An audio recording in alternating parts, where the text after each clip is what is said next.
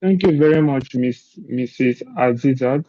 Um, a very good afternoon to all the distinguished speakers and our panel members and everyone here present. I would like to welcome you all again to the day one, session two of the National University ADR conference titled Young Minds to New Paths Shaping the Future of ADR. As earlier introduced, my name is Amos Steven. I'm a final year law student at ABU Zaria, and I have the pleasure of moderating today's session titled Classroom to Tribunal, Navigating Your First Steps in ADR.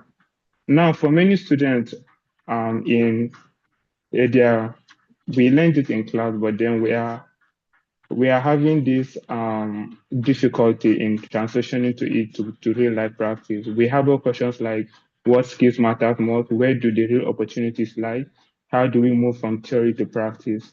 And then today's session is designed exactly to answer these questions. So I will enjoin all students to pay rapid attention and to also share the links to students that have left earlier and inform them that the second session is now underway. And then luckily for us today, we are joined by an outstanding panel of the panelists. We're having today with us Mrs. Fumi Robert, who is a partner at Fumi Robert and Co. Um, Let me quickly say her brief bio. Mrs. Fumi Robert became a solicitor and advocate of the Supreme Court of Nigeria, having graduated top of her class at the University of Ife in 1981 and the Nigerian Law School in 1982. She earned her Masters of Law degree from the University of Ife, during which she was awarded the University of Ife Alumni Fellowship. After lecturing at the Faculty of Law at Nigeria's Premier University, Fumi established and built one of the best leading value-driven female-owned legal and agile law firm in Nigeria, titled Fumi Robert and Co. Fumi is also a chartered arbitrator of the Chartered Institute of Arbitrators, fellow of the Nigerian Chartered Institute of Arbitrators (NICAP) and Institute of Construction Industry Arbitrators (ICAC). She is also a member of the Global Panel of Mediators of the Center of Effective Resolution (CADR) UK. She also belongs to several ADR-related professional organizations, such as the MBA, where she served in various leadership capacities, including being a member of the National Executive Council. She also belongs to the Arbitration Committee of the International Bar Association, GAL Adjudicators of Nigeria, co-chairman of the Lagos Chamber of Commerce International Center, and served on the governing board of the Oyo State Multi-Door Courthouse till April 2024. In recognition of her disposition expertise, she serves on several disposition platforms, including the Disposition Panel of Nigerian Electricity Regulatory Commission, Regional Moderator Africa for the World Bank Group, member of Global Mediation Panel of Ombudsman for UN Funds. She was also invited to join the ICC Court of Arbitration headquartered in Paris in May 2024, an appointment that took effect on 1st July 2024. Today, Fumi is a member of two internationally recognized and renowned prestigious arbitration-related courts, the International Chamber of Commerce International Court of Arbitration, Paris, and the Permanent Court of Arbitration at The Hague, Nigeria Group. Next, we have our second speaker, who we are delighted to join us in person of Mr. Babayemi Olawole Olaniyan, the chairman, SIAP Abuja branch, who brings invaluable perspective and who has also been instrumental in mentoring young HR professionals across Nigeria. Let me also quickly say his bio before we go on.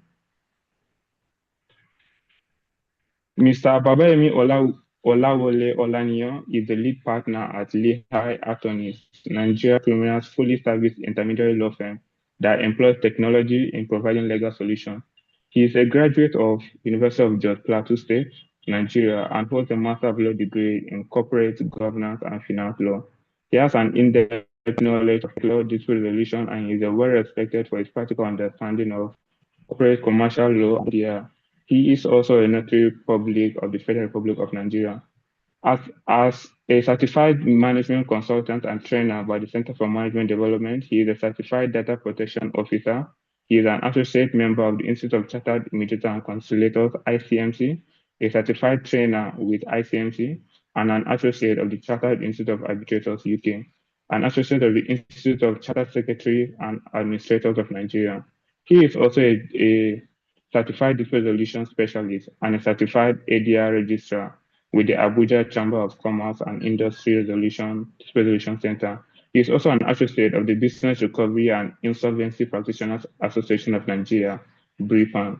He is also a neutral at the Abuja Chamber of Commerce and Industry Distribution Center, Abuja. He is also the General Past Secretary of the Institute of Secretaries and Administrators of Nigeria, ICSAN, Abuja branch. He is currently the chairman of the Young Members Group of the Chartered Institute of Arbitrators. With this, I would also like to introduce the third speaker, who is Ms. Okeke Onye. Actually, she is the only student member of the panelists.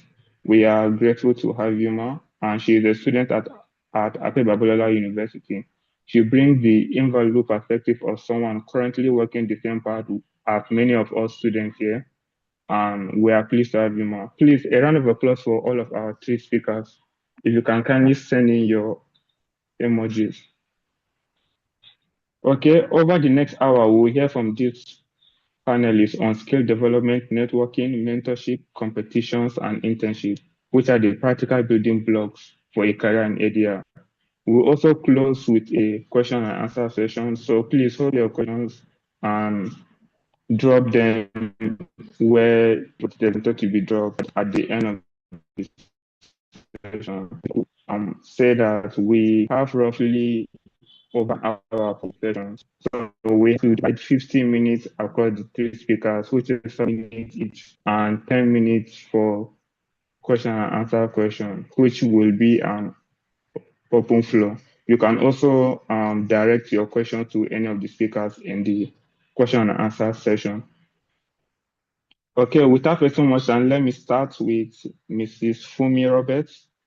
Let's start with the question that matters most. Ms. Fumi, please, can you hear me? I think your mic, I can hear you very clearly. And good afternoon for inviting me to this panel. Okay. I'm very grateful. Thank you very much. The pleasure is ours. Okay, the first question, Ma, is this. What did you wish someone had told you when you were transitioning from student to practitioner?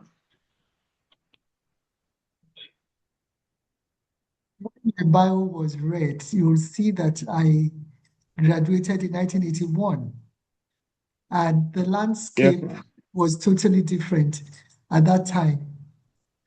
So if you're asking me what someone had told me, I would probably have said, perhaps if I had someone who could look into the future and tell me what practice would be like today, I would have been very grateful.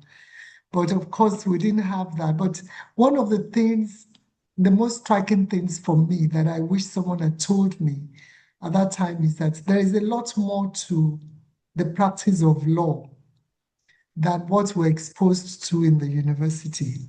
You know, in the university, you had your I went to the University of Ife, by the way, not Obafemi Awolowo University, University of Ife, now Obafemi Awolowo University.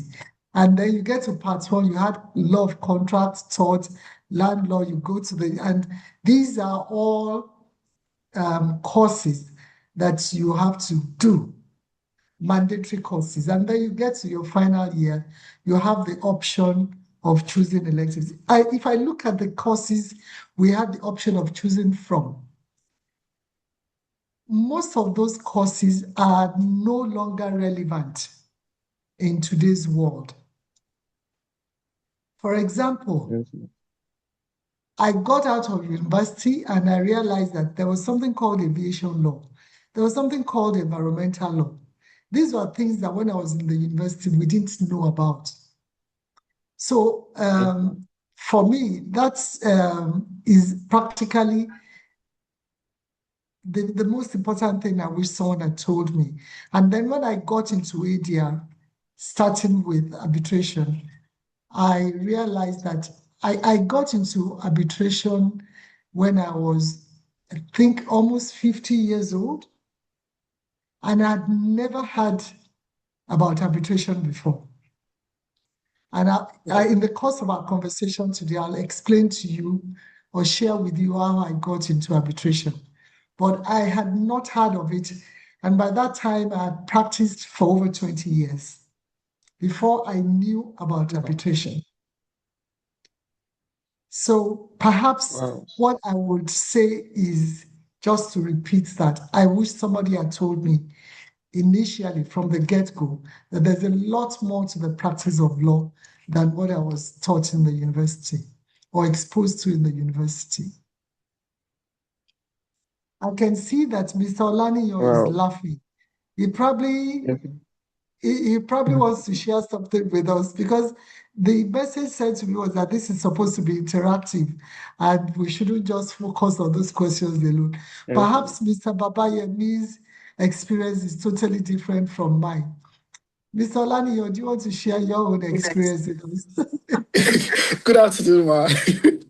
I mean, your experience is totally different because I'm looking at how far, and I don't know why they put me with someone as distinguished as yourself. Because I mean, when I saw that I'm on the same panel with Fumi Robert, I said, "What did I do to be on this panel?" But first of all, let me say, they want me to learn from you, Mr. Olaniyo. They want me to learn from you as well, and from Mr. KK.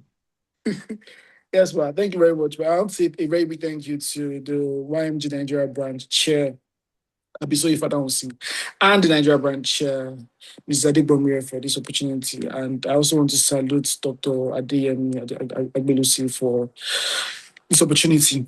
For me, I didn't have any idea about arbitration also when I was in school. But luckily for me, I joined the prestigious law firm of Abdullahi Ibrahim and Co. During my service here. So, and immediately I started working directly with Mrs. Olabisi Shoyebo, SAM, and she was involved in a lot of arbitration. So that's where my arbitration journey started from. So I had my first arbitration where she appointed me as a registrar. I think this was when I was 2 years post-call, 2 or 3 years post-call. On that panel, I also had Mr. Kehinde Ogunwumiji, Senior Advocate of Nigeria, and Mrs. Diane Okoko, FCIAB. And that was my first interaction with arbitration. And I did my best. And now I'm doing arbitrations for Mrs. Diane Okoko. And I'm also doing arbitrations for Mrs. Olabisi Shuebo also. So I think that wherever it is you're starting from, luckily the students are starting from the scratch. I mean, you're getting the experience at the let me say the most basic level, and then you have the opportunity to get in fast. So where I and Mrs. Robert have gotten in late, you have the opportunity to get in very fast, and by the time your mates are coming into that field, they are saying, "Okay, who is the person that has experience in arbitration?" And your name is popping up. And the reason is because you are the first in that field, right? So it's easy and that's why I always encourage anyone, whatever field they're going to go into, arbitration, mediation, negotiation, whatever field, be the first to get into it in your circle, right? Or in your class or in your school. It's easier for people to recommend you that way because you know that, okay, this person is the person that does this arbitration. Okay, let me ask him. And it just starts from those little questions. Oh, Amos, do you know how to do this? Oh, Esther, do you know how to do this? And then you are the one that people keep going back to. When those briefs eventually come, most times you are the one that they're also going to go back to. So wherever it is you're starting from, you are starting. There's a popular adage that says, "Was whenever you wake up, there's your morning." Right. So now that you are starting at this level, then it's now time for you to run your full race. Thank you very much, Mrs. Robert, again for bringing me in to answer your question. Over to you, moderator. Thank you very much, Mrs. Fumiro. Yes, thank you very much, Ms. Fumi Robert. Thank you, Mr. Babayemi, too, for that wonderful addition. And I think looking from the first session, I can't resist but come to the conclusion that the current generation of ADR students are in the best generation because some of us are being taught in the universities already. rather than hearing about it after our NYSC, like Mr. Babayemi, or when we are 50 years old, like Miss Olifomi Roberts. So yes, I think current students should take good advantage of this opportunity that we're having. It's actually a gold mine. So going forward to the next speaker, Mr. Babayemi Olania. I think I was made to understand that you are the chair for Siawa MG Abuja chapter. So this is, are you actually muted? I can't hear you, Mr. Babayemi. Oh, Yeah. I'm So waiting for you to speak this here. question is, yes, yes, yes. So this question is related to your role as the SIAB YMG chair of Abuja chapter. The question goes thus: what does SIAB Young Members Group offer students that they can't get on their own? I think it's quite straightforward. Okay, yeah. So thank you very much again, Amos, for the question. What's the YMG? So let me first of all give you an idea of the YMG. So the YMG is the a group, right, of young individuals, typically below the age of 40, right, where you have the opportunity to explore, to learn, to motivate yourselves, to explore opportunities, to grow, right, and and also have the opportunity to be mentored by senior arbitrators. Now, so what's the opportunities that we have, or that the YMG, both the Abuja chapter and the Nigeria branch gives, is number one, the opportunity of mentorship, right? You have the opportunity to meet senior arbitrators, right? And then you are able to either serve as arbitral secretary, registrar, intern, right, for those arbitrators, wherein you learn the practical aspect of it. I must say to you that sometimes the theory and the practical aspects of anything are somewhat not always the same, right? And even the practical aspect, there are different layers and nuances of of the various aspects of practice that you also learn. This cannot be taught, right? There are some things that will be caught by mentorship, right? So, and that's why, and that's one of the things that the YMG does, and that's one of the opportunities you have by being a part of this webinar. I mean, you are meeting directly with the Mrs. Fumi Roberts, right? It's not every day you have the opportunity to be in the same space, right? Whether it is virtual or physical with someone like her. Secondly, you have networking opportunities, right? Now, you are from Amos, you are from ABU Zara, yes? I'm sure there's somebody from University of Yes, sir. Lagos here. There's someone from OAU here. There's someone from the best university in Nigeria, University of Jos here. I know that some people might not agree, but right. So you Yes, have sir. everyone, cut across different locations, geographic locations. I also know there are people from Kenya here and from Rwanda and South Africa. So you have that networking opportunity, which means that, I mean, Amos is in ABU's area, so it means that if there's someone in Kenya and the person in Kenya needs to do something in Nigeria, and Amos has put himself out there as the go-to guy or the go-to man in arbitration in Nigeria, it means simply the person in Kenya is going to reach out to Amos. So we are creating that opportunity, that networking opportunity for you to meet different people across different sectors. And I think I always say this thing that people are your greatest assets, right? Because your referrals will come from people. It's not spirits that are going to recommend you for arbitral references or for secretarial positions or whatnot. So networking opportunities is one of the things that we bring. And also give you opportunities to grow. For example, at the Abuja chapter, we currently have an internship program where we are putting interns to listen to or to be part of live arbitral proceedings. I must take this opportunity to thank one of the arbitrators in reference and in Miss Rachel Osibu. She's agreed for us to have some interns in the arbitral references that we're doing. Obviously, this is subject to the parties' concurrence, but that is one of the things that we're doing, giving the opportunities. Sometimes it might not always land on your laps, but you must just be visible. Now, when I'm picking those that are going to be in those references, I'm going to pick someone that has obviously been active in the Abuja chapter, right, to be part of those references? How has the person been active, attending meetings, attending webinars, writing articles, right, contributing, volunteering? So those are the things that the Abuja chapter and the Nigeria branch of the YMG are also doing. So all these are the various facets of what we are doing to ensure that young practitioners also enjoy the arbitral process, see what's happening, and are able to make better and informed decisions. I will hand over to you, Amos, so I don't talk too much. Thank you. Okay, thank you very much, sir. We're actually enjoying what you were saying. We forgot time. So in essence, you were saying that some things are better taught by mentorship and that it offers a plethora of networking opportunities, such as when you said that you don't get to see Miss Fumi Roberts very easily. And then this is one of those moments that we should cherish and make the right connections. And that the CFYMG Abuja also helps people in career advancement and career growth. So yes, thank you very much. I think without wasting my time, I would like to move to the only student on the panel, Miss Okeke Onye. Mr. Okeke Onye, please, can you hear me?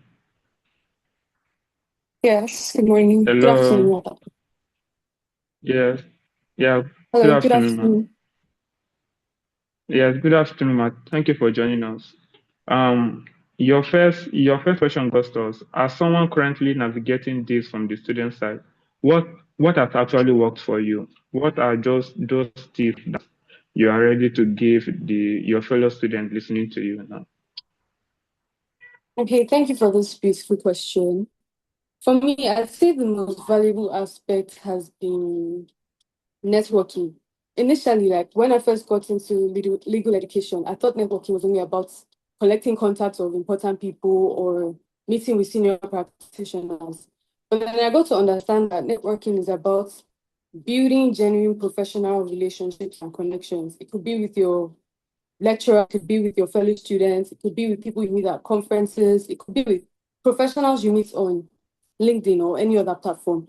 I got to understand that networking can pave a way for you. It could immerse you in several opportunities you may not be able to get in on your own. And then networking has also taught me intentionality. Yes. It's not just about attending all those events, it's not just about attending the conferences. You also have to put in the work, you have to ask questions, you have to show that you're willing to learn and you're willing to gain something. So with this, once they see your intentionality, once they see your genuine interest, whenever these opportunities come, they'll be more inclined to reach out to you and provide these opportunities for you. Thank you. Of course. Thank you very much. Yes, thank you very much, Sonia, for that wonderful response.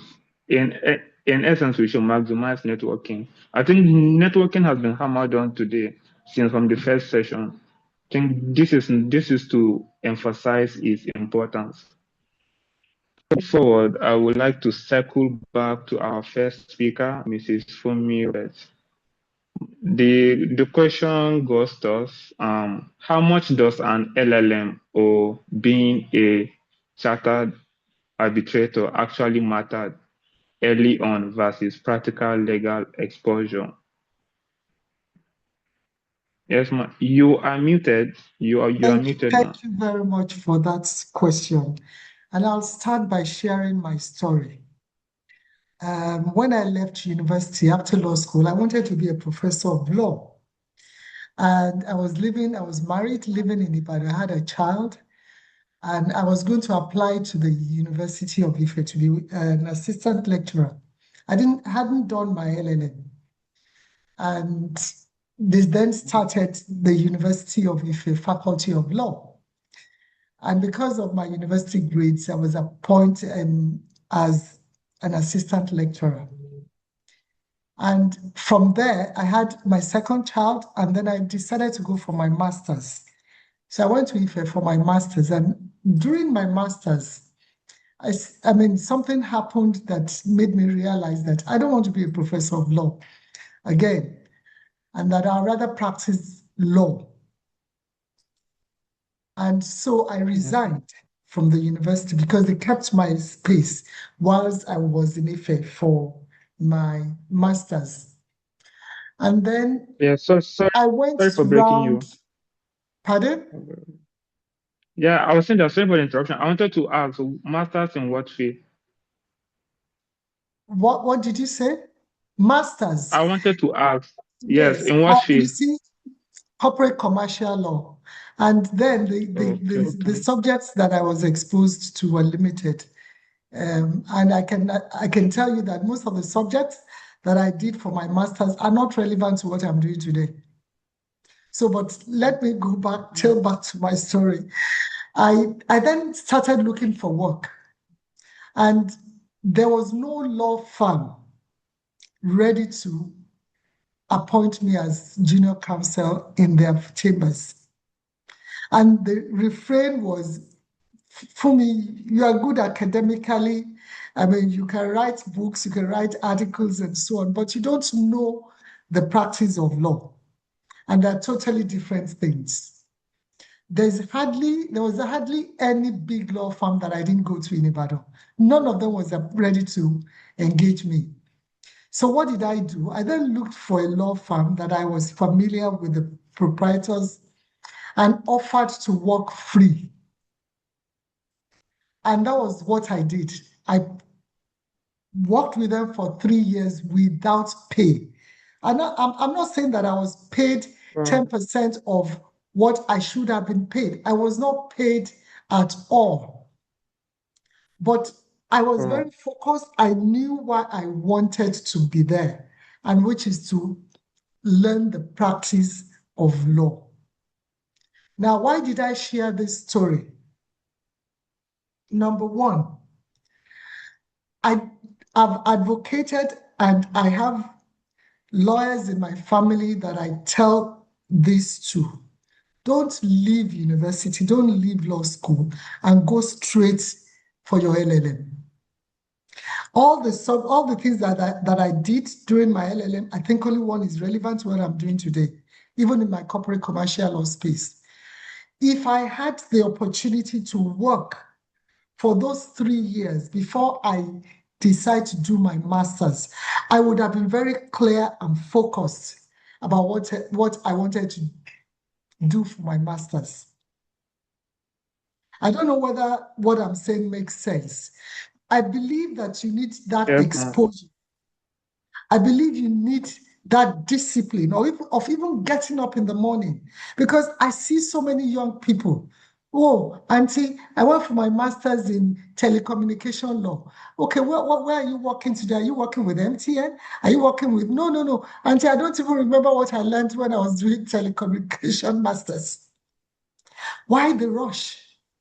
There's so much going on in the international space, in the practice of law, that I believe that if you go to a law firm that has as many of those units or departments as possible and expose yourself, and then you'll find what you want to do somewhere along the line.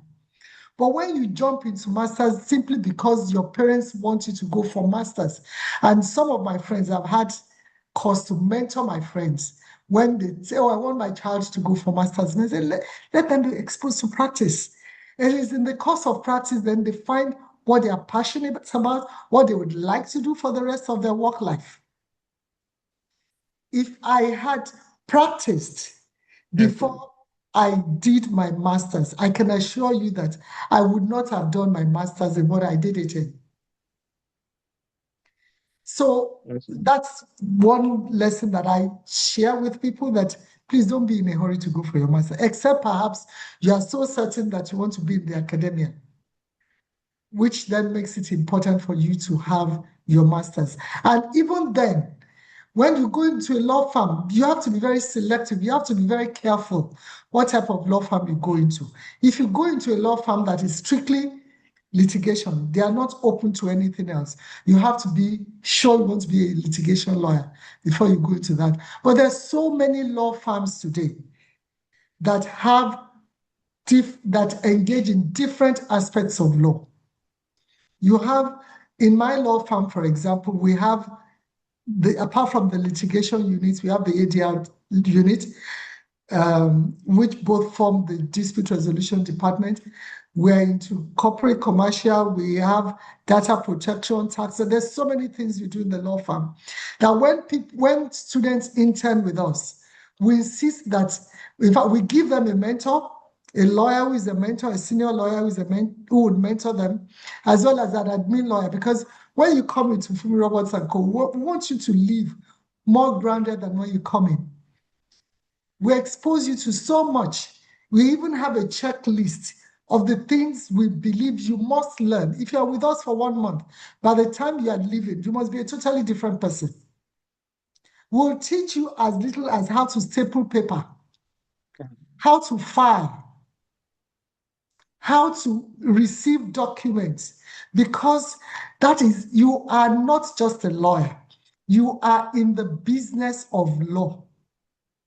And that means you have to know how to think and behave as an entrepreneur. You are an entrepreneur in the business of law. So what am I trying to say? What I'm saying is that LLM, all those things are overrated in the scheme of things. I know lawyers, I know senior advocates of Nigeria, I know the best arbitrators in this country who don't even have LLM. And I say this, anybody can be appointed as an arbitrator. You don't have to go for any specialized training. But then, when you get that training, you are different from someone who does not have the training. And that is why I would fully endorse what Mr. Olaniyan said, that you are one of the privileged generation. You are learning things that it took me almost 50 years of my life to learn. You are learning in the university. But let me stop there, because if you give me the opportunity, I'll just keep going on and on and on. Yes, ma'am. Thank you very much for that inspiring story. We actually enjoyed the story. And then the key takeaway is that it showcases your determinations and your intentionality. And then what we also learned is that um, people shouldn't just rush to get master's or PhD after graduation. Get exposure first, as it will determine your trajectory in life. And then the hot takeaway too that I also got to hear from you is that LLMs are overrated in the grand scheme of things. So yes, thank you very much, Ma, for that inspiring story and those hot takeaways.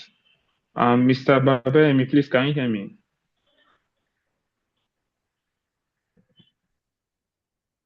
Yes, I can. Okay, okay. Let me quickly go to your next question. From your vantage point running UYMG Abuja, what specific skills gap do you see most Nigerian students lack that are interested in arbitration?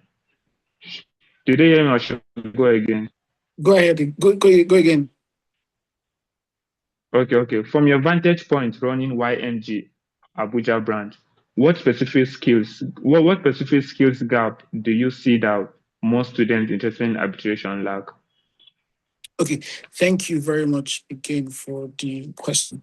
Before I go ahead, let me acknowledge someone that is here, Mr. Isaiah Bozin, Senior Advocate of Nigeria. Thank you for joining in. If I were any of you, so one of the skills is keen into opportunities. I'll go and look for Mr. Isaiah Bozin SAN on LinkedIn and follow him. He's one of the most amazing arbitrators and individuals that you can ever interact with. Now, moving on to my question. I think one of the first skills, and I always preach, is people skills. A lot of times, you meet young people. Do you know what I'm saying? These young people, as if I'm not a young person. You meet younger people, and they are trying to just benefit off your mentor, benefit off the person they are meeting. Everybody loves value, right? Everybody chases after value, and there's a popular saying that money chases after value. Now, so before you say that I want you to mentor me, I want Mrs. Fumi Roberts to mentor me, what value are you bringing to the table, right? And one of the things you must learn about people skills is when you meet people, don't be in a hurry to request, offer first. the first thing you should do is, if you have met this person, what gap can I fill? How can I lessen this person's burden? By lessening the person's burden, the person takes note of you, and then is able to bring you in closer. Your first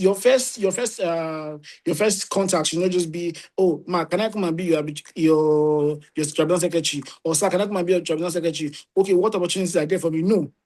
Offer to serve. This arbitration, can I do this for you in this arbitration? Can I help you write this? Okay, man, this is what I wrote. Can we co-author this article? Can we do this? Can we do that? That's one thing. Secondly is the ability to translate legal knowledge into practical arbitration. And I think I discussed about that earlier, that the basic about arbitration is different from the practice. I'm doing an arbitration now, and the processes that we're seeing are quite different from what a typical arbitration process will be. I mean, you still have lawyers referring to, I mean, there's a process that arbitration we're doing now, and the lawyer said Arbitration and Conciliation Act 2024. And I'm like, Arbitration Act 2024, from where to where? Even the Arbitration and Conciliation Act that has been repealed is not 2024. The Arbitration and Mediation Act, which is the extant law, is not 2024. Right, so these are part of things that with practice you know that, okay, this is not the right thing to do, and this is the right thing to do. Next thing is commercial awareness. For ADR particularly, and arbitration specifically, you have to start thinking commerce, right?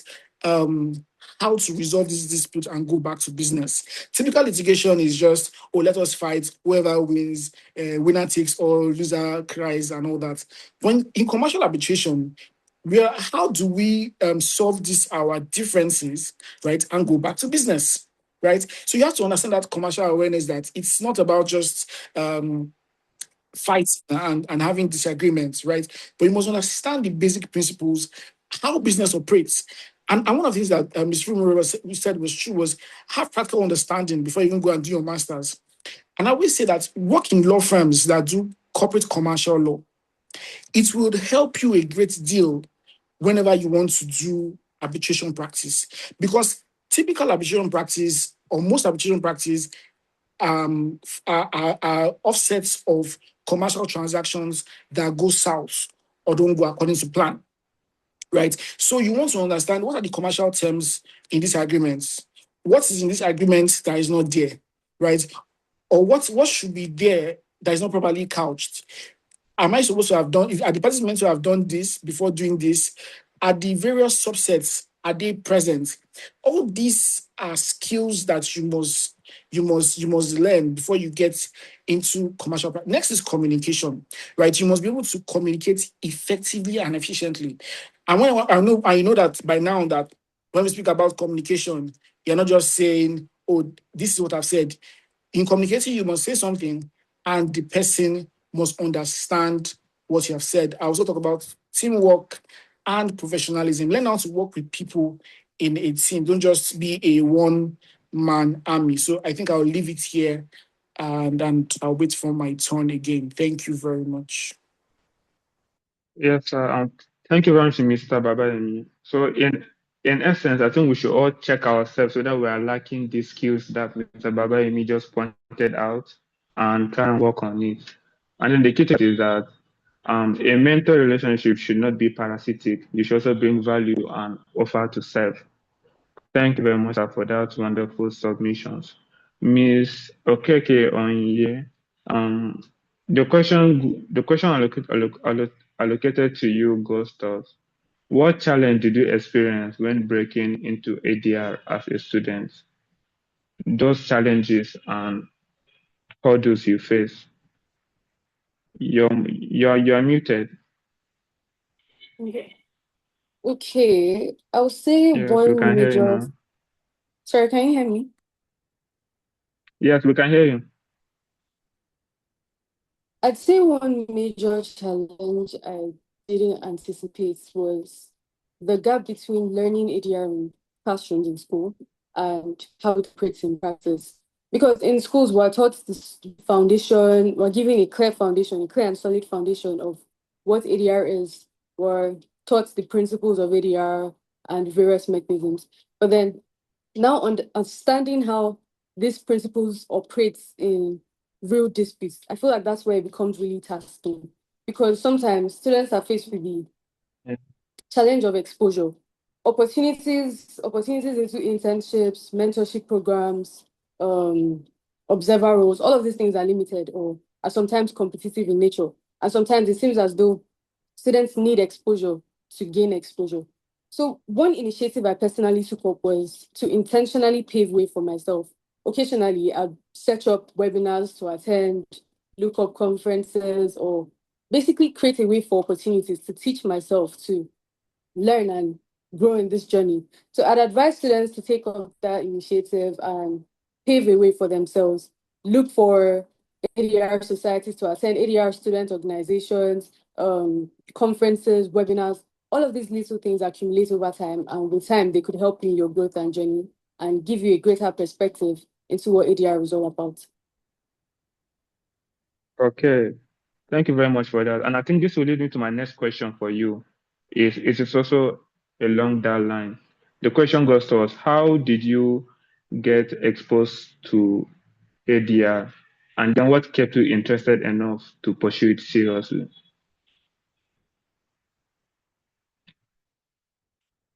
I think you're muted. I got to learn about ADR from school. Firstly, I was a member of the ADR community in my first year, and in my second year, I took ADR as a course. So this gave me like a general insight into what ADR was all about. And what kept me interested was how I acknowledged how ADR solves disputes in a way which, in some ways, which litigation can't. And then one thing I liked was that ADR cuts across different sectors, um, family matters, intellectual property, technology. ADR also resolves issues in these aspects during negotiation, mediation, and arbitration. It's not just about the procedure alone, it also deals with the people. It encourages communication, strategic thinking, and creative insight, so to say. Okay, thank you very much. And then, but then just as a follow-up question, regarding the ADR, which of the ADR mechanisms is your favorite? Like as a student now? Negotiation. Negotiation is your favorite. Okay, Yes. thank you for But that. I'm going Thank you to for that learn a answer. bit I was more about thinking, arbitration, and I'm delving into okay, that part. okay, I was actually guessing that you would love arbitration more, considering that you are on a CR panel. But no problem. Thank you very much for that question, for that answer. Okay, let me revert back to our first speaker, Ms. Fumi Roberts. The question goes thus: what does a junior associate who gets pulled into arbitration matters? What differentiates a junior associate who gets pulled into arbitration matters than one who doesn't? I think you're muted. Yes, I would like to answer that question, but please permit me to say a little bit about what Mr. Olaniyo and Ms. Okeke had said, because Yes, um, you can go they, ahead. were- they, were- they, were- they were trying to explain what young lawyers should do. But one of the main things that I see about young people nowadays is the inability to walk the talk.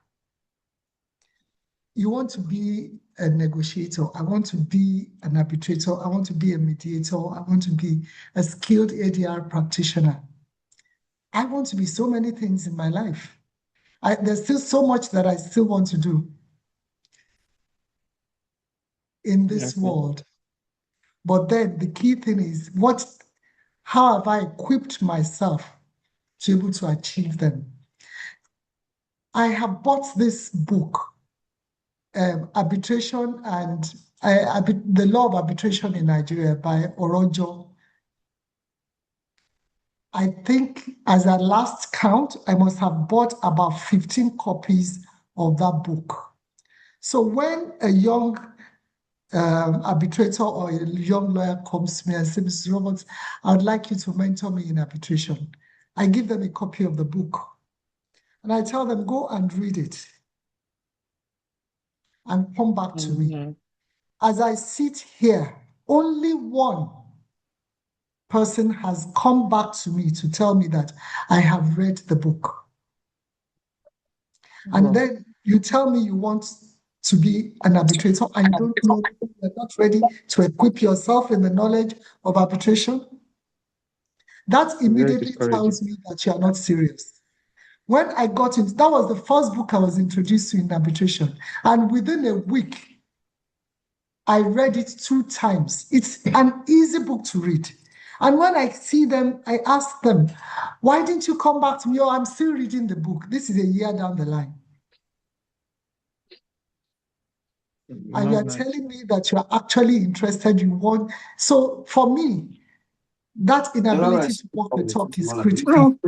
Then, Mr. Oladiyo said something. I think somebody is speaking in the background. He said that you must use every opportunity to gain exposure. And he had before then mentioned a young SAN, young comparative to me, who joined this webinar. That's Mr. Isaiah Buzimo. Isaiah is, I call him one of my favorite people. And why? We both met on a platform that we volunteered to serve. The reluctance to volunteer, even in my law firm, when they are setting up committees and so on, I tell my lawyers, why don't you volunteer? Oh, Mrs. Roberts, I'm busy. Everybody is busy. But if something is important to you, you will volunteer and you will gain a lot. That was how I first met Isaiah.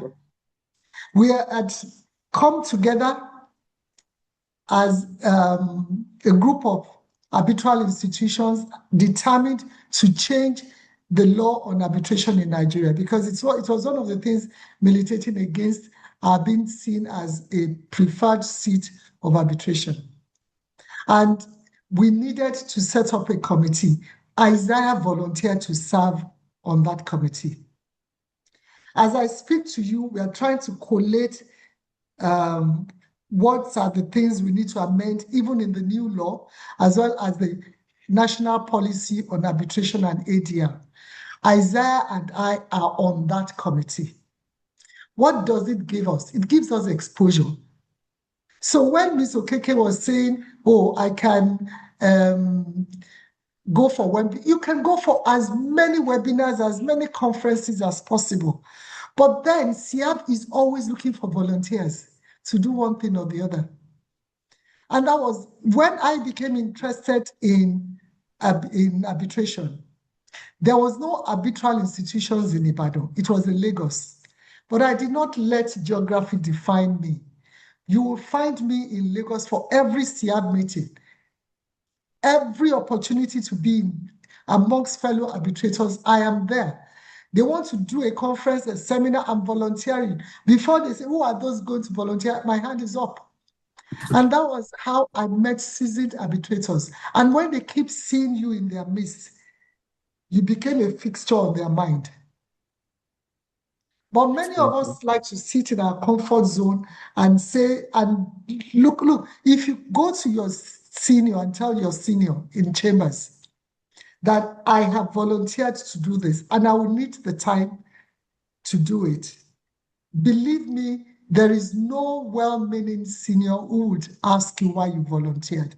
But the most important thing is that you have to be able to do your work in chambers as well as contribute to what you have volunteered to do. And when people say, oh, Mrs. Roberts, perhaps it's easy for you because you had your own chambers, but I had 2 children. I was working full-time and I was still volunteering for all these things. And it is now so much easier when you have technology on your side. When most of the meetings, when you volunteer nowadays, most of your meetings are online. So those, I mean, there's so many. That's why I say that you're a privileged generation. You even have AI. I'm sure if you go to AI today and ask AI, what are the free webinars I can attend internationally? It will come up with a list for you. You don't have to go to Kenya to attend, You don't even have to go to England to do the courses we had to go to. So there's so many opportunities, but like I said, many of you want to do it, but you don't have the ability to walk the talk. And it is important you get that in and start working on it. I started a program for the Obafemi Awolowo University students, writing an annual essay on an arbitration topic. And I realized that if I don't push them, they expect me to be the one to organize it. And I said, no, you are the winners of this year must organize the next competition. Number one, it trains you in so many respects. It trains you how to be a leader, how to work as a team, how to use your initiative. So we're going into the 5th edition, and the winners of the 4th edition are the ones putting together the 5th edition. What do? I set up a WhatsApp group with them. They don't have to come and see me in Ibadan. They give me regular updates. We talk about this. I mentor them and I coach them. So I've forgotten your question because I was focused on saying these things because I think it is important. It is important. Okay, If you let me want to remind go you the into question. this, if you want to go into this, just make up your mind that that is what you want to do. But I see something on one of the things sent to us about litigation heavy training and ADR focused training. And I ask you, why do you want to stop one for the other? You've just been introduced to Isaiah Bozimo. Isaiah Bozimo is an SAN and is also an arbitrator. He has ADR focused training. He has litigation heavy training. Why do you want to differentiate? Why can't you go for both? I know our circumstances are different. The choices we have to make are different. The life cycle choices we have to make at different stages in our life are different. But then the thing is, you have to make those choices. And the choices you make today may impact on the choices you have to make tomorrow. But then, like I said, just have, if I ask some of the mentees that I have, I ask them, where do you want to find yourself in the next 5 years? Where do you want to find yourself in the next 10 years? Some of them tell me, I want to be this, I want to be that. And I ask them, what is your plan to get in there? What is the strategy you put in place to get there? And they start looking at me. I just know that is what I want to do. And you don't have a plan. Hope is not a strategy. I want is not a strategy. Yes, ma'am. A strategy means being intentionally sitting down and planning. And you know, the beauty of sitting down and planning is that when you would not find me with my handbag without a small notebook in it. And if you ask me at any one time that, Mrs. Roberts, by the time you are 70, which is in 2 years' time, what would you like to have achieved? I can reel it off to you. Because when the opportunities come that come my way, I'm able to key it into that plan. So you can do both. Yes, ma'am.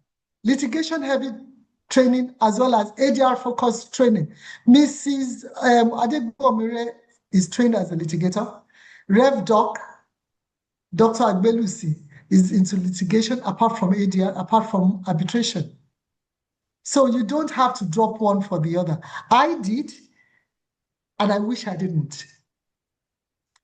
But my circumstances at that time dictated the fact that you have to raise 4 boys on your own. My husband was abroad, and I focused on that. And I let that limit me.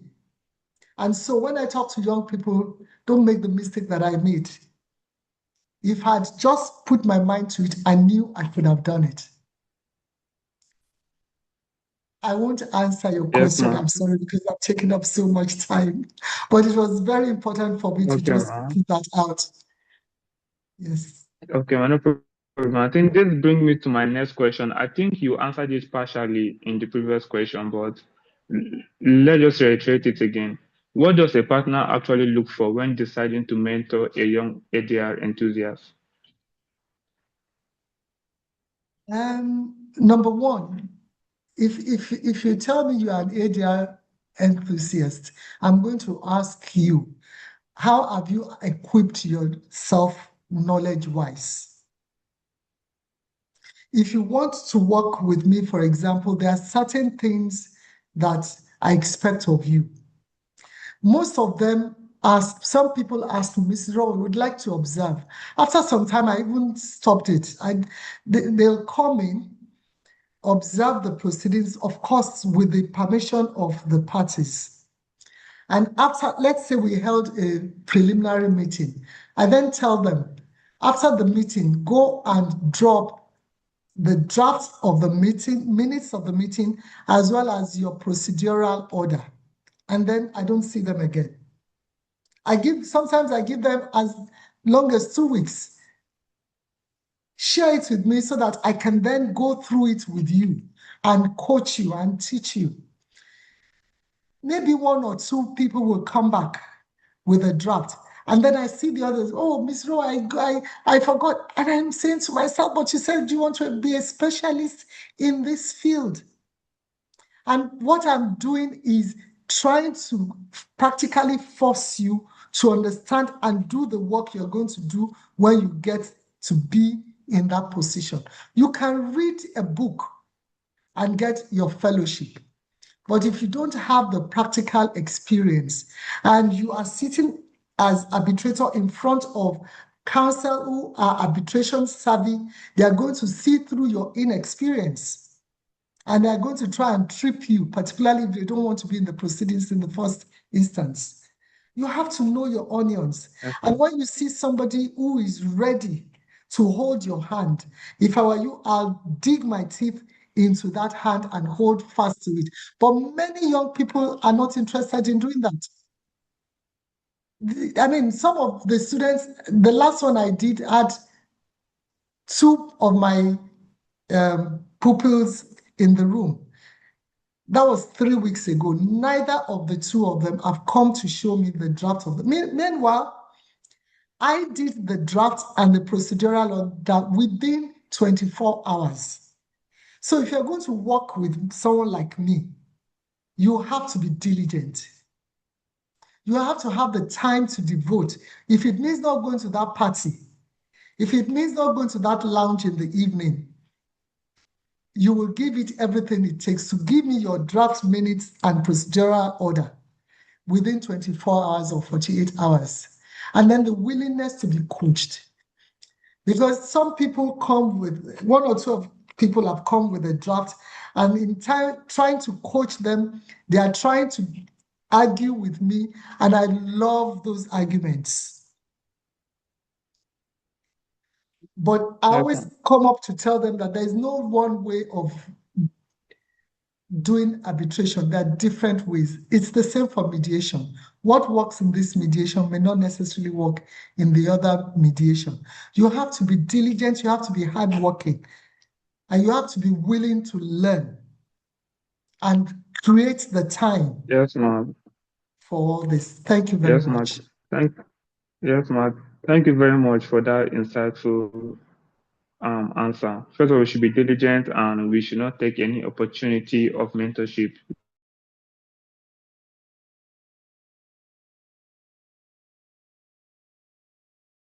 with levity. I'm saying that we're also behind speakers and then we'll call it a day. Mr. Babemi, please can you hear me? Yes, I can hear you. Okay, yes. The next question goes to us. Although I will try and mix 2 together because they are quite straightforward. First one is, what are the most valuable and overlooked ADR competitions students should target? And the next one is, valuable and what?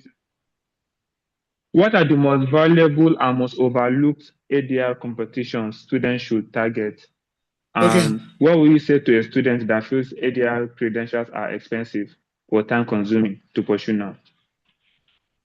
Okay. So for the competitions, so there are a lot of competitions that that you can speak to. One is the one that Mrs. From Roberts just mentioned. Right. It's one competition. There's FDI mode competition. even the YMG also has competitions. I know that my chair is also organizing a competition between the ADR Society of different universities. So you also have Vienna mediation competition. You have international maritime law arbitration moot competitions. Several schools also have different competitions. So there are different competitions that you can do. Your school and another school can decide that tomorrow let us do a moot competition. The same way you have your moot courts in your schools, right? Where you have different chambers, unity chamber, blah blah blah, and all those star chambers and all that, right? It's the same way you can also create that same system for arbitration, right? So when you're having your annual moot competitions, you can also have annual arbitration competitions where everyone is able to sit, meet, right? And you argue out, marshal out the points with regards to arbitration. So there are a lot of arbitration programs. Just like Mrs. Fulmer said, you have the internet, you have AI, just like moot competitions in Abuja or moot competitions in Lagos or in Ibadan or in Nigeria, and they will come up. Now, to the question about Okay, the thank you very much. the second question was about the cost of arbitration. Yes, the second question was what? That ADR credentials are too expensive. Yes. Um, if indeed, but anything valuable costs money, right? So you must be willing to invest and make sacrifices. So rather than maybe buy that new suits, maybe pay for a course, rather than maybe take that nice lady out, pay for another course, right? You would always have those other opportunities. So I always just invest. So one of the things I did since I was called to the bar was every year I did a certification course. So in my office, I have a wall where I put all my certificates. So every year I did a certificate course, no matter how small. So I've done courses in data protection, in arbitration, in mediation, in training, in ADR registry. I just ensure that I just did those courses. Number one, to ensure that my head is constantly working and constantly being improved, right? Also improving my mental faculties and my reasoning abilities. So you want to invest in that. However, assuming that the finances aren't there at all, which is a possibility, one thing you want to do is volunteer. One of the easiest ways to get into the circle, assuming there's a circle, is to volunteer. So somebody is doing an event, volunteer, and if it's to maybe to be a session coordinator, or to be a moderator, or to be part of the organizing committee, that's how you. That's part of it. That's how I also became visible. I was volunteering. I've been a member of the conference planning committee for the CIAB conference for the past 3 years. And it's volunteering. You just, from the first one, and make sure after volunteering, ensure you give it your best. Because sometimes you don't have a second opportunity, right? So that first opportunity you have to volunteer, Yes, sir. kill it. The next opportunity, kill it, right? And just keep putting in your best. After you know Yes, sir. it, you will just be the one that people will keep going, calling on. So just volunteer. If they are too expensive, do online courses also. There's also online courses that you can do on these subject areas, right? And just keep volunteering, Yes, putting sir. yourself out there. Eventually, you will see that everybody would want to have you on their team because you are volunteered and because you are valuable. So I would leave it here. Yes, sir. Thank you very much for that question, for that answer. I think I can also attest to the fact that the CIYMG has been hosting a lot of competitions. There's even an Asia competition that will announce tomorrow. And then regarding what you said regarding the mode appearance of arbitration, we've been doing something similar here in ABU's area too. We have arbitration mode, we have med-app mode. I think last week we had a med-app mode. So yes, we are trying to fill that gap. So yes, going forward, the next question goes to Miss Onye Gives, after which I'll give an open question and then there will be a question and answer session. So Miss Onye, the question goes to us. What's one piece of advice you would give to a first year student who says they're interested in ADR? By first year student, I mean 100 level law student. I think you're muted.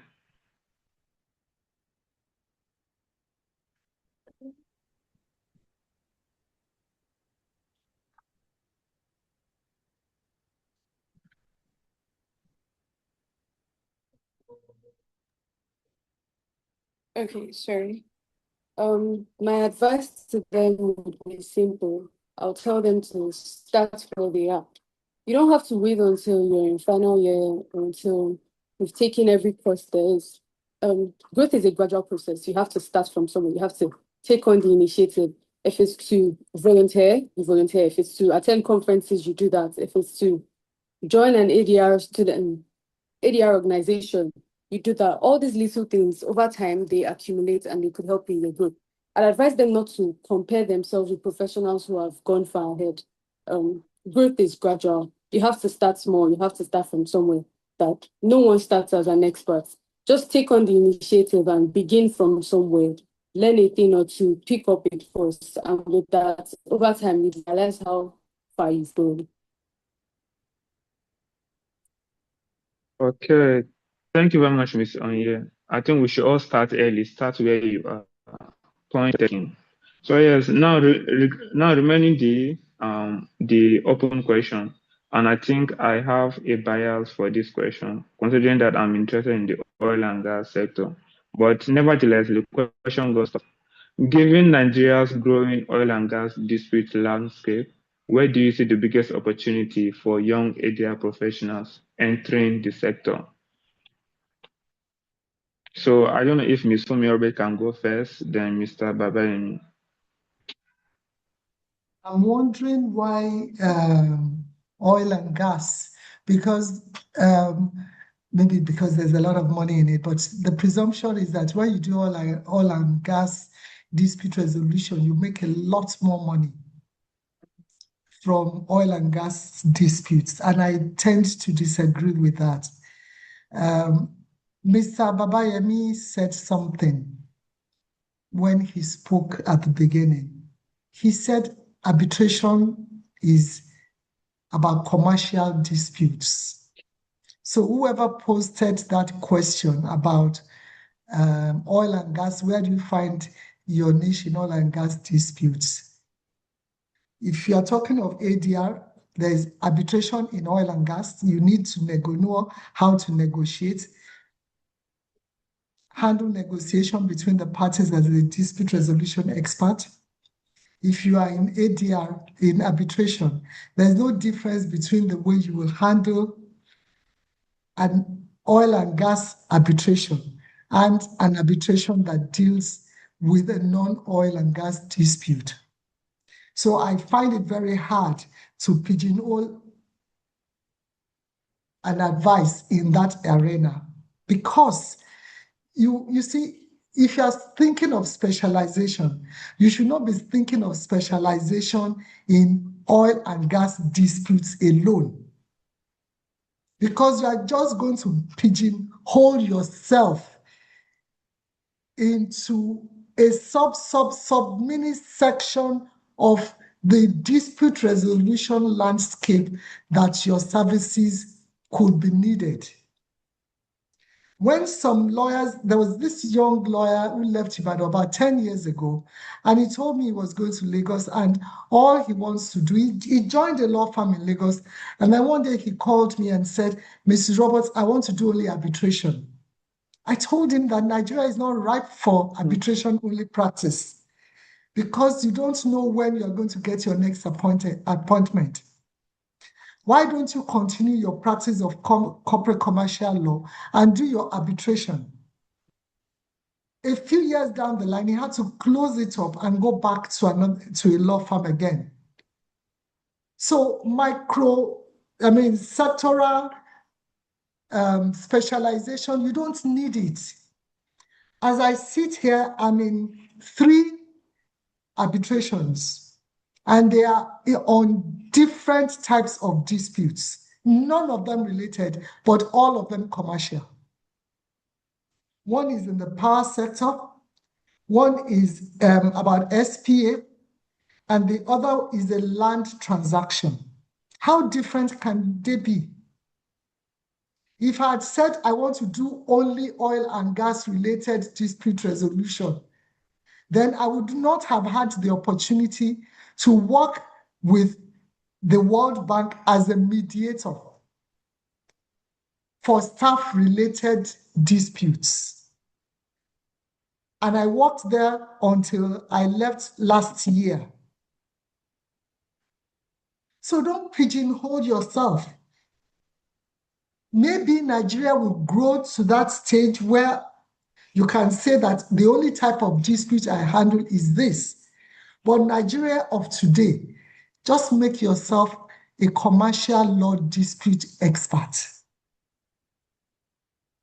And make sure that whatever is brought before you, because if you look at the proceedings, they are basically the same. And where the differentiation comes from will be from the legal representations made by counsel to the parties. The arguments they are going to bring before you. You are still going to hold procedural meetings. You are still going to draft procedural orders. They are still going to bring pleadings before you. You are still going to organize hearings and meetings. So the proceedings are the same. It is the content that differentiates. And I just did an arbitration on a software dispute. And everybody kept asking, Mrs. Roberts, how did you do it? I said, for heaven's sake, the parties did all the work. That's the beauty of being I said, look, you're just like a judge. Our judges today would hear criminal law. Tomorrow, they are hearing commercial law. The next day, family law. And they're delivering judgments on all of them. So why do you want to pigeonhole yourself into one box? I'm sure Mr. Olaniyan in his job as tribunal secretary has done tribunal secretary in many sectors. Thank you. Yes, ma'am. Thank you very much. Mr. Olaniyan, can we have your brief answer? My brief answer, I adopt wholly the submissions of Mrs. Fumi Roberts as mine. I have nothing more to add. It's apt on the question. I think you should pigeonhole yourself also. So yeah. Okay. Thank you very much, sir. And I think yes. Thank you very much to all of our three speakers, and thank you for this wonderful session. And I think we have even exceeded time, but I think it's because the session delivered more than what it promised. Margaret, over to you. You said you want to ask a couple of questions. You're already out of time, but let's see if we can take a couple of. Okay. Just go straight forward. Somebody was asking about the name of the book you recommended. So can you please tell us the name again? Miss Fumi, can you hear me? International arbitration. Yes, Dr. Agbelis was going to remind me. Yes. Orojo's book. If you say Orojo's book, everybody knows Orojo's book. Go to any bookshop and ask for the arbitration book. That's for Orojo book, Introduction to I think commercial arbitration in Nigeria or something like that. Yes, but it's a fantastic book and very easy to understand. But let me just enter a caveat. That book is on the ACA. We are now on AMA. And another thing that I find many young people don't want to do, they don't want to read. They don't want to read the law. You have to go and get a copy of AMA, Arbitration and Mediation Act, and carry it with you everywhere. Because you cannot say you want to be an arbitrator and you don't know the law that governs arbitration in Nigeria. You have to have that copy with you all the time. Even though I was a member of the technical team, as a matter of fact, I chaired the committee that came up with that law. I still try to refresh my memory. Anytime I open that law, I see new things. I said, oh, so we put this in there. So if I'm still reading it, you should be reading it every day. If you ask Isaiah Bozimo, he was a member of the technical team. I'm sure he's still referencing the law itself today at any particular point in time. Thank you. Yes, Matt. Thank you very much. And I think there is one last question before we call it a day. There's a personal question to Mrs. Fumi Roberts. The question goes to us. The person is Eladebi Toviho is asking that how does it apply to your firm for internship? Because I think this question was necessitated when you were telling us what you do to interns in your office and the all-round development. Yes, just go to www.fumirobotsandco.com. You'll find our internship program there, and you can apply through info@fumirobotsandco.com. Okay. Thank you very much, ma'am. And I think with this, let's call it a day. Thank you very much all for And availing let us me with your commend time our despite your busy moderator schedules. before he stops. Mr. Amos, I commend you for Yes, the way ma'am. you've anchored this. You've done very well. You've obviously, Thank you, ma'am. you are well prepared, and I hope you'll keep it up. Thank you very much, ma'am. This is well appreciated. And I think we Yes. Let me join Okay, yes, sir. the branch chair wants to speak. So Okay. I just had to say thank you again. And then especially that Mrs. Roberts took the time out to come. She's done a lot for young people in our generation. I've been involved in her the writing, the award for writing very well. And I'm happy to hear that she has now even given it to the young ones. This conference too, a lot of the students were actively involved in planning it. So, Mrs. Roberts, we're following your footsteps too. A lot of them were actively involved. Between Dr. Agbelusi and Dabisoye, they made sure that the young ones got involved themselves, and they've done a great job. I've been on it from when they started in the morning. I intend to join tomorrow. They've got great speakers, great questions. Thank you very much, Mr. Olaniyan, Mr. thank you. KK. Thank you very much. And of course, I join Mrs. Roberts to say thank you to our moderator as well. Thank you. And for everybody who has Thank been you, at the ma'am. back end planning this conference, I am so happy. And I want to say a big thank you to everybody. I know that when we call on our speakers again, they will come. And you see, Mrs. Roberts is happily giving you her website address. And trust me, she's not just giving it. She's going to go back. She's going to check those who apply. She's going to consider them. She's going to pick some of them. I know. So if I were you, I would get there. And many of the people you've seen here today, contact them on LinkedIn. Many of them are happy to stay in touch on LinkedIn. And I'm happy to stay in touch on LinkedIn. Many of them are happy to stay in touch on LinkedIn. So we're all looking forward to a great next generation of arbitrators and mediators in Nigeria. Thank you very much for this, and we'll all see you tomorrow. For me, I will be here tomorrow. Invite your friends who have not yet registered. It's been awesome. I have learned a lot. I remember what Mr. Mwaka said. I've told him, can I borrow it and use it from time to time? That being a lawyer is not about winning cases. Being a good lawyer is not about winning cases. It's about solving problems. And, that's what we do. But it was articulated so well this morning. So once again, thank you very much, everybody. Thank you very much, Ma. And before I also sign out, I want to say a very big thank you to Dr. Agbelusi. Thank you very much for the opportunity. Thank you to my YMG chair. Please, every young person here, please ensure you follow my YMG chair on LinkedIn so that she can invite me next time. That's what I want to say. Very big thank you to the branch chair. The branch chair has been supportive of the Abuja chapter. Always attending our webinars. Thank you very much, Ma. We're very, very grateful. So please follow every arbitrator you have seen that's spoken and will speak on LinkedIn. It's very important. It's a way to keep in touch, and you definitely will never regret it. Thank you very much again for the opportunity. Thank you, Mrs. Fumi Roberts, for the opportunity to be on the same panel with you. This is going to my CV. I've been on the same panel with Mrs. Fumi Roberts. Yes.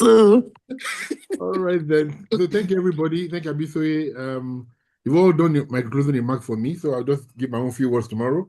But I want to thank our panelists. I thank our chair. I thank all of you for a very fantastic day. Seeing this come to reality is such a big source of joy for me, and I'm so happy that all the students have picked this up. I thank Mr. Mwaka SAN for the wonderful keynote in the morning. I'm sure that we'll all go over it. And the president of the SAP, Mr. Pereira, for joining us. But tomorrow we'll meet at 10 o'clock again, and we'll have a recap. and then we'll do the final thanks later. But just to close for today, a big thank you to all of you, and I wish you all a wonderful afternoon.